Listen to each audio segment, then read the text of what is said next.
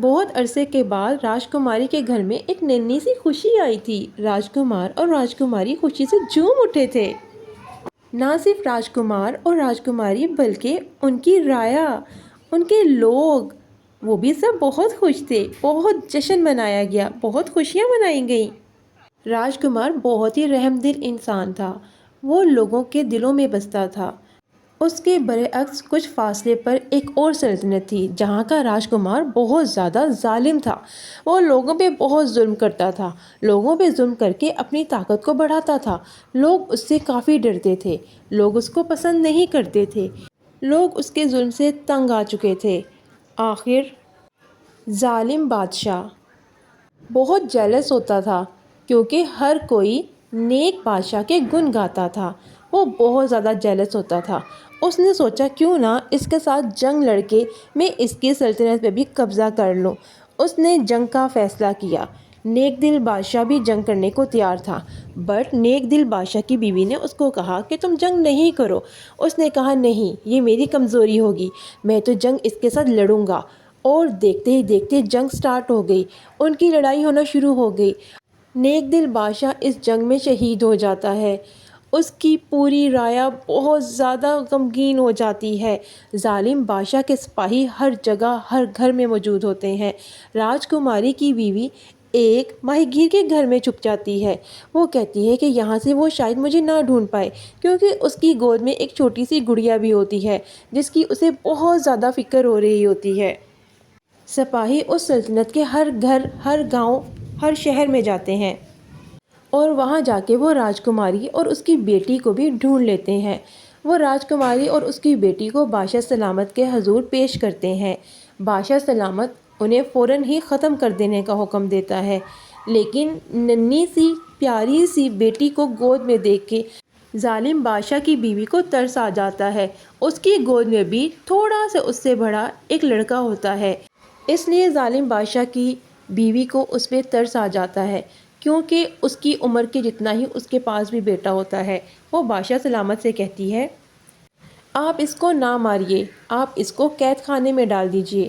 جب یہ بچی بڑی ہو جائے گی تو تب ہم اس کا کچھ سوچیں گے، ابھی آپ اس کو قید خانے میں ڈال دیجئے، کیونکہ چھوٹی بچی کو اپنی ماں کی بہت زیادہ ضرورت ہے۔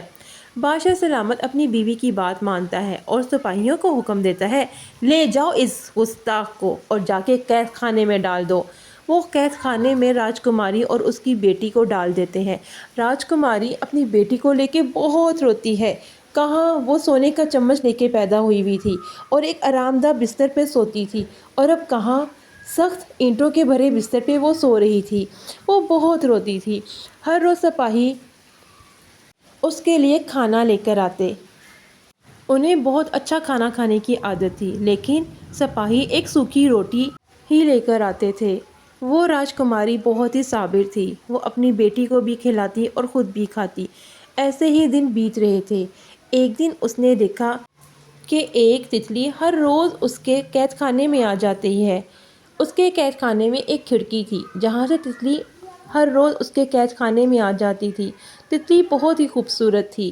راجکماری کی بیٹی تتلی کو دیکھ کے جھوم اٹھتی۔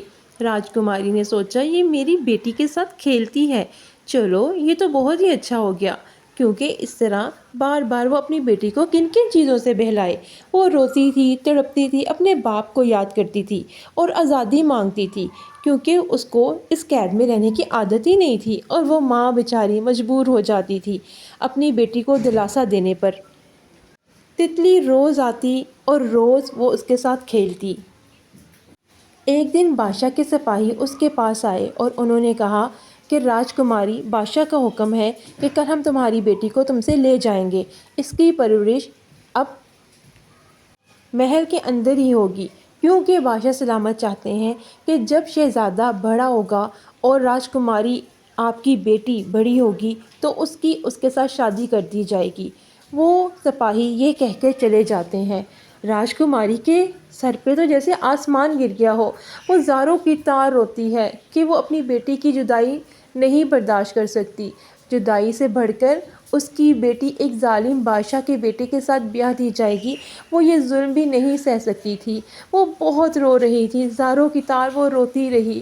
اس نے دیکھا تتلی روشن دان سے اندر آئی ہے اور وہ اس کے سر پہ منڈلا رہی ہے، جیسے وہ اس کو دلاسا دے رہی ہو کہ پیاری راجکماری تم نہیں رو، تم نہیں رو، میں خود بہت رنجیدہ ہوں۔ لیکن راجکماری کا دکھ تو بہت ہی بڑا تھا۔ دیکھتے ہی دیکھتے اس نے پیار کیا تتلی کو، اس نے تتلی کو اپنے ہاتھوں سے پکڑا۔ تتلی کو پکڑنا اور پیار کرنا ہی تھا کہ تتلی ایک خوبصورت پری میں بدل گئی۔ وہ پریشان ہو گئی۔ اس نے حیرت سے کہا، ارے تم کون ہو؟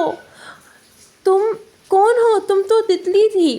تتلی نے کہا، پیاری راجکماری، میں تمہاری مدد کروں گی، میں تمہاری دوست ہوں، میں نے تمہیں دیکھا ہے، تمہارا دل بہت اچھا ہے، تم بالکل پریشان نہ ہو، میں تمہاری بیٹی کو یہاں سے لے جاؤں گی، تم نے بالکل پریشان نہیں ہونا۔ وہ بیٹی کو اٹھاتی ہے اور جیسے ہی اٹھا کے اپنے گلے کے ساتھ لگاتی ہے، اسے ڈھیروں پیار کرتی ہے اور روشن دان کی طرف رکھ دیتی ہے۔ روشن دان کی طرف رکھنا تھا اور پری جو ہوتی ہے، تاکہ کسی کو پتہ نہ چلے، وہ اپنا بیس بدل لیتی ہے۔ وہ اپنا بیس ایک پرندے کا بنا لیتی ہے تاکہ سپاہی اور ارد گرد کے لوگوں کو خبر نہ ہو کہ راجکماری کی بیٹی کدھر گئی ہے۔ جیسے ہی پری پرندہ بن کر ونڈو میں جاتی ہے، وہ دیکھتی ہے کھڑکی میں، وہاں پہ بیبی تو ہوتی ہی نہیں ہے۔ وہ پریشان ہو جاتی ہے، وہ راجکماری کے پاس آتی ہے، وہ کہتی ہے، اللہ کو یہی منظور تھا، آپ پریشان نہ ہو، اللہ کی اس میں کوئی نہ کوئی حکمت اور مصلحت ضرور ہوگی، آپ نے بالکل بھی پریشان نہیں ہونا۔ بٹ راجکماری کے سر پہ تو جیسے آسمان گر گیا ہوتا ہے، اسے سمجھ نہیں آتی کہ اس کی بیٹی کو کون لے گیا۔ 1 سیکنڈ ہی لگا تھا، آخر کون لے گیا؟ نیچے تو نہر بہہ رہی تھی، کیا میری بیٹی نہر میں تو نہیں گر گئی؟ پری اس سے وعدہ کرتی ہے کہ وہ جلد ہی پتہ لگا کے واپس آئے گی۔ ادھر راجکماری کی بیٹی نہر میں گر جاتی ہے، وہ تیرتے تیرتے ایک ماہی گیر کے ہاتھ لگ جاتی ہے۔ ماہی گیر کہتا ہے، ارے یہ تو بہت ہی خوبصورت سی بچی ہے، میں اس کو اپنے گھر لے جاتا ہوں، نہ جانے کس ماں کا دل کا ٹکڑا ادھر آ گرا ہے۔ اسے کچھ سمجھ ہی نہیں آ رہی تھی کہ وہ کیا کرے۔ پہلے اس نے سوچا کہ وہ بادشاہ سلامت کے پاس لے جاتا ہے، لیکن پھر وہ ڈر گیا۔ بادشاہ تو بہت ظالم تھا، کہیں وہ اس ننھی بچی کو جان سے ہی نہ مار دے۔ اب ننھی بچی وہاں پلنے لگی تھی اور بڑھنے لگی تھی، اسے تو یاد ہی نہیں تھا کہ اس کی ماں اور باپ کون ہے۔ ادھر سپاہی اگلے دن دوبارہ راجکماری کی جیل میں آتے ہیں۔ وہ راجکماری سے پوچھتے ہیں کہ بیٹی کدھر ہے؟ راجکماری روئی چلے جاتی ہے، اس کے آنسو تو رات کے تھمنے کا نام ہی نہیں لے رہے تھے، وہ رو رو کے ہلکان ہو جاتی ہے۔ سپاہی لاکھ پوچھتے ہیں لیکن وہ کہتی ہے، مجھے کچھ بھی نہیں پتا۔ سپاہی اسے بادشاہ کے دربار میں لے کے جاتے ہیں۔ بادشاہ کہتے ہیں، بتاؤ تمہاری بیٹی کدھر ہے؟ بٹ راجکماری کہتی ہے، مجھے نہیں پتا وہ کدھر ہے۔ بادشاہ کہتا ہے، میں تمہیں جان سے مار دوں گا۔ بادشاہ اسے عبرت کا نشان بنانے کے لیے لوگوں کو اکٹھا کرتا ہے اور اسے سولی چڑھانے لگتا ہے۔ جیسے ہی وہ اسے پھانسی دینے لگتا ہے، ایک دم سے پری آ جاتی ہے، بادشاہ کو دھکا دیتی ہے اور راجکماری کو اپنے اڑنے والے قلین پہ بٹھا کے اپنے گھر لے جاتی ہے۔ راجکماری کو کہتی ہے، اب آپ میرے ساتھ مل کر بیٹی کو ڈھونڈنا۔ ادھر وہ دن رات ایک کر دیتے ہیں لیکن بیبی ان کو ملتی ہی نہیں ہے۔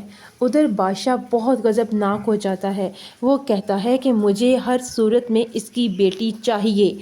سپاہی ہر کسی کا گھر تلاش کرنا شروع کر دیتے ہیں لیکن انہیں چھوٹی شہزادی کہیں بھی نہیں ملتی۔ چھوٹی شہزادی کیسے ملتی؟ کیونکہ ایک پری